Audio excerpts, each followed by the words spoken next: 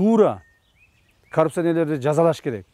Мамлекеттен алган, элдин акчасын жеген, журттун акчасын жеген, бул мамлекеттин мал мүлкүн талаган ири коррупционерлерди сөзсүз түрдө жазалаш керек.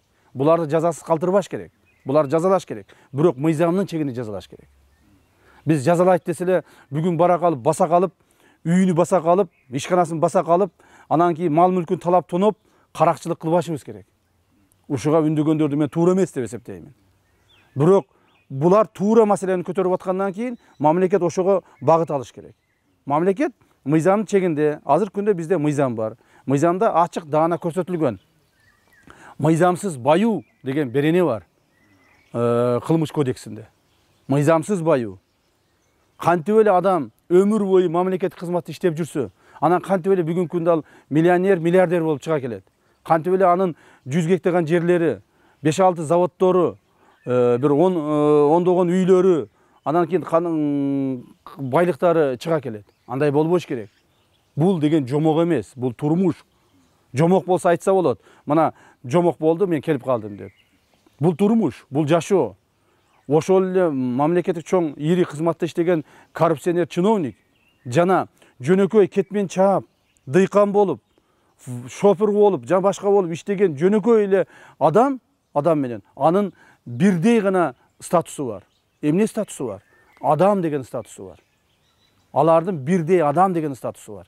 Демек, ошол статусту сактап, ошол статуска жооп бердириш мамлекеттин иши. Ошон үчүн мамлекетте мыйзам бар. Мамлекетте ошон үчүн күч бар. Мамлекетте ошон үчүн мүмкүнчүлүк бар. Ошону колдонуш керек. Мен муну мурдатан эле айдап келе жатамын. Колдонуш керек. Ошол эле мезгилде мына айтып атышпайбы?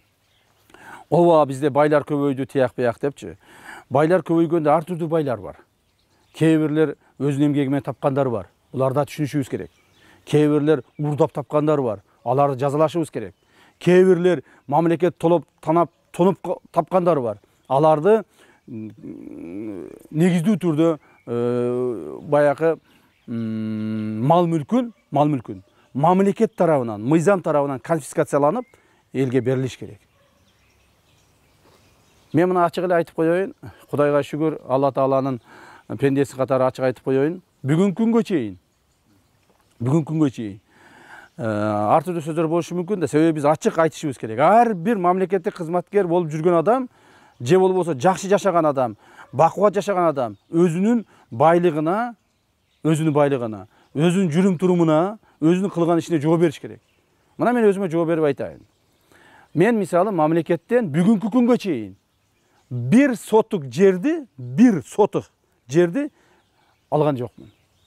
Же мамлекеттен бир кирпичти приватизация кылган жокмун. Бир кирпичти приватизация кылып, мамлекеттен арзан сатып алып, өзүмүн бийликте отургандагы мүмкүнчүлүгүмөн пайдаланып алган жокмун. Так? Мен ойлоймун, бул нерсе менин ошо ата-энемден келаткан, атамдын чоң тарбиясы болсо керек деп.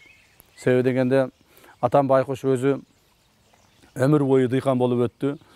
Ушул сөзүн эч качан биздин ушу мээбизге куюп кеткен экен. Бирөөнүн байлыгына же болбосо бирөөнүн башка бир мал мүлкүнө көзүң артпагының. Эч качан көз артпагының деп ушинтип бизге каттуу насыятын берчү эле.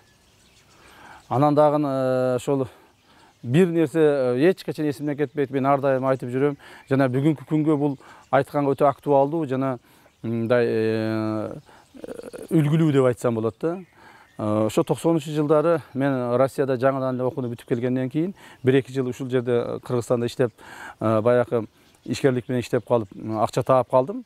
Эми себеби дегенде акча тапкан кандай? Биз акча тапканда бизде акыл бар, эс бар, мээ бар, жөндөм бар. Биз тез эле акча таап алабыз да. Ошол маалда ошентип акча таап калдым. Анан айылыбызда, ушу биздин барп айылыбызда бир чабандын короосу сатылып калды. Чабандын короосу сатылып калды. Баягы приватизацияга коюлуп, элдин мүлкү болуп, анан кийин ошолор сатылып калды. Анан кийин карасам, мен дагы бир мындай дагы эме байыйын деп атам да. Барып баягы короону сатып алайын деп аракет кыла баштадым. Ошондо атам келип мени урушканы азыркы күнгө чейин эсиме кетпейт. Ошону атам келип мени урушкан эле. Уулум, сен бул короону сатып алба. Себеби бул короонун корооду канчалаган жүздөгөн, миңдеген адамдардын көз жашы бар, эмгеги бар. Ошолордун ушул жерде ушу канча 20, 30, 50, 100 жылдан бери ушул жерге эмгектерин кошкон. А сен муну келип туруп сатып алам деп атасың. Андай кылбагының. Керекпи? Мына жаткан тала, мына жаткан тоо, адыр, ушул жерге канча короо салсаң салып ал. Өзүң салып ал. Бирок мына элдикин тийбегиниң. Бир кирпичине тийбегиниң. Ана мен айтып калдым, ата бул арзаныраак болуп атпайбы десем, ошол арзан болгон үчүн сатып албагының. Элдикин сатып албагын уулум деп өтө каттуу насыятын айтып, мени мындай алмалда жаш элем, атам дагы жашыраак болчу, мени кичине какыс-кокус кылып койду эле. Ошондон кийин бир көптөгөн мүмкүнчүлүгүм болду. Приватизацияга катышып, завод, фабрикаларды алып коюп, тияк-бияк кылганга, бирок аны кылбадым. Атамдын насыятын азыркыга чейин аткарып келе жатам. Мындан ары да аткарам. Мен балдарыма да айтам. Мындан ары мен атамдан алган осуятты балдарыма да айтам. Мамлекеттикин, элдикин, журттукун жана башка адамдыкын урдабайсың, албайсың, аган кошо албайсың деп. Ошондуктан мына азыр коомубузда болуп аткан мына көрүнүштөр боюнча мен айтып кеттим да. Ошондуктан айтаар элем, ошол бирөөнүкүн мамлекеттикин алып, мамлекеттики менен байыгандардын бардыгын жазалаш керек. Дагы бир жолу айтайын. Бир чиновниктин мына биздин эле мына Жалал Абад шаарында эле бир эле адамдын, бир эле үй бүлөнүн бүгүнкү күндө бир 20дай мамлекеттик чоң объектилер алганы бар. Заводдор, фабрикалар, ишканалар, бул жерлер. Муну азыр эгерде мына силер журналисттер жакшылап эсептеп чыксаңар, эсептеп чыгып туруп көрсөтүш керек да, муну элге көрсөтүш керек. Элдин баары билет муну. Так.